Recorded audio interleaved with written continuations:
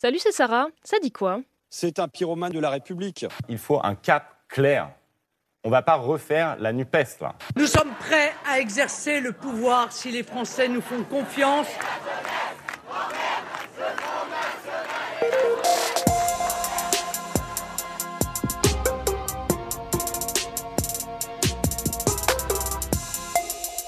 On était au mois de juin, on était bien tranquille, c'était bientôt les vacances.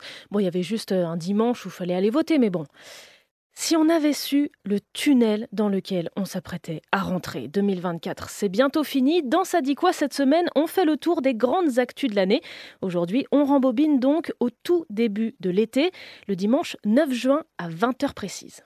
Il est 20h, vous la découvrez, notre première estimation. Et vous le voyez, le Rassemblement national arrive largement en tête avec 31,5% des voix. Ou alors peut-être que tout a commencé toujours ce dimanche 9 juin, mais à 20h06 à peu près, avec le président du Rassemblement national, Jordan Bardella. Le président de la République ne peut rester sourd aux messages envoyés ce soir par les Français. Nous lui demandons solennellement de prendre acte de cette nouvelle donne politique, d'en revenir au peuple français et d'organiser de nouvelles élections législatives. Non. En fait, le moment où c'est vraiment devenu historique, c'était le dimanche 9 juin, mais à 21h. J'ai décidé de vous redonner le choix de notre avenir parlementaire par le vote. Je dissous donc ce soir l'Assemblée nationale. Oh non de Dieu, bordel de merde.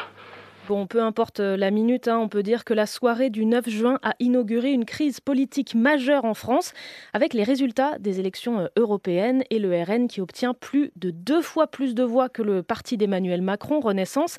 Les équilibres politiques en France ont changé. Emmanuel Macron n'était bien sûr pas obligé de dissoudre. C'est aussi un choix politique qui n'a pas été bien reçu dans l'ensemble, même dans son propre camp. Cette dissolution, c'est la 6e de l'histoire de la Ve République. La dernière fois, c'était en 1997. Et comme tu l'as sûrement pas mal entendu dans les différentes analyses, c'est un pari qu'a fait le président Macron. Un pari risqué, car il n'avait déjà pas de majorité absolue à l'Assemblée. Il fallait négocier pour réussir à passer certains textes, ou alors utiliser L'article 49, alinéa 3 de la Constitution. Mais si lui n'avait pas de majorité, personne d'autre n'en avait.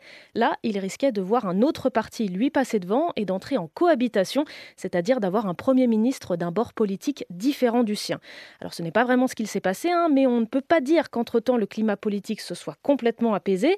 Début décembre, Emmanuel Macron s'adresse aux Français et reconnaît que sa décision de dissoudre n'avait pas été comprise et qu'il assume sa responsabilité. Ah, et donc Ouais, on ne peut que spéculer sur ce qu'Emmanuel Macron espérait vraiment avec cette dissolution.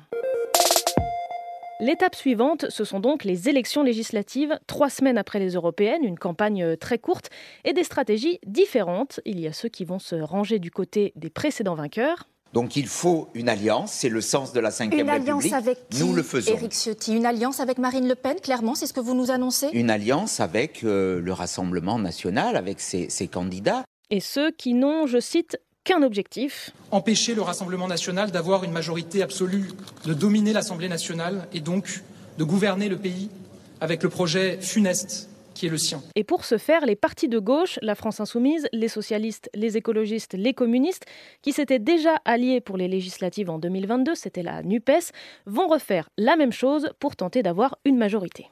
Nous l'avons fait, nous avons réussi à nous mettre d'accord sur... Et voici le nouveau Front populaire. Les élections passent. Au premier tour, le RN arrive en tête. Et au second tour, le NFP obtient le plus de sièges, mais pas la majorité. Vient ensuite le parti présidentiel, Ensemble, et le Rassemblement national qui passe tout de même de 88 députés à 125. Résultat, toujours une assemblée sans majorité, mais avec encore moins de majorité qu'avant. Mais attends, c'est pas fini. Et non, la balle revient dans le camp d'Emmanuel Macron pour désigner un Premier ministre. La gauche propose Lucie Castet, haute fonctionnaire et ancienne socialiste. Je suis prête, nous sommes prêts. Je demande maintenant au président de la République de prendre ses responsabilités et de me nommer Premier ministre. Ça ne se peut pas maintenant. Faut attendre. Il faut attendre 2 mois après les élections législatives pour qu'Emmanuel Macron nomme Michel Barnier. Il est issu des Républicains. Du coup, ce n'est pas trop la personnalité de gauche qu'espérait le NFP. Michel Barnier, confronté aux difficultés budgétaires de la France. Et la suite, eh bien, tu la connais, elle est récente. Il a été censuré le 4 décembre dernier, puis remplacé, cette fois en 10 jours seulement, par François Bayrou, le patron du MoDem et maire de Pau.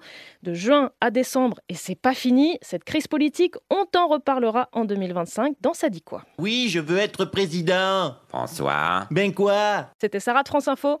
Allez, ciao. Il faut un cap clair. Il faut un cap clair, on va pas faire la NUPES là. Il y a eu une inversion des rapports de force. Je suis en tête à gauche, donc voilà les conditions.